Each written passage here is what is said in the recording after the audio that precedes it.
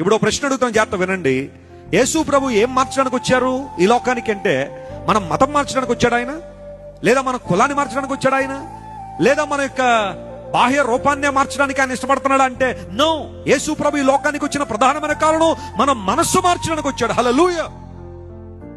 నీ మనస్సు మారకపోతే నువ్వు ఎన్ని మార్చుకున్నా దానివల్ల ఏం లేదు చెప్పండి, ప్రయోజనం లేదు. ఈరోజు చాలా మంది కంగారు పడుతున్నారు, మత మార్పిడి జరిగిపోతుందని. ఎక్కడా జరగట్లేదు, మత మార్పిడి ద్వారా ఉపయోగం కూడా లేదు. నువ్వు మతం మార్చుకోవడం ద్వారా ఉపయోగం లేదు తమ్ముడా, బతుకు మార్చుకో ఉపయోగం ఉంది, మనస్సు మార్చుకో ఉపయోగం ఉంది. యేసు ప్రభు నీ మనస్సును మార్చాలని లోకానికి వచ్చాడు ఆయన. ఓ పాట క్రైస్తవ్యంలో మనం ఎక్కువగా పాడుతుంటాం, మనస్సును మార్చలేని మతాలెన్నో ఉన్నా, ఆత్మశుద్ధి లేని ఆచారాలెన్నో ఉన్నావన్నీ వ్యర్థమే.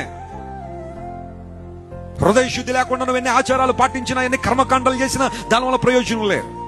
నీ పాపాలు క్షమించబడకుండా నువ్వు ఎన్ని పుణ్యకారాలు చేసినా వాటి వల్ల ప్రయోజనం లేదు.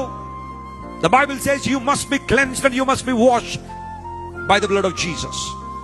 యోహాను భక్తుడు అన్నాడు, మన పాపములు మనం ఒప్పుకుని ఎడల ఆయన నమ్మదగిన వాడు, నీతిమంతుడు గనుక మన పాపములు క్షమించి మన దుర్నీతి నుండి ఆయన మనల్ని ఏం చేస్తాడు, పవిత్రులుగా చేస్తాడు. 1 John chapter 1 verse 9 the Bible says, if we confess our sins, our God is just and he is righteous. He cleanses us from all our iniquities.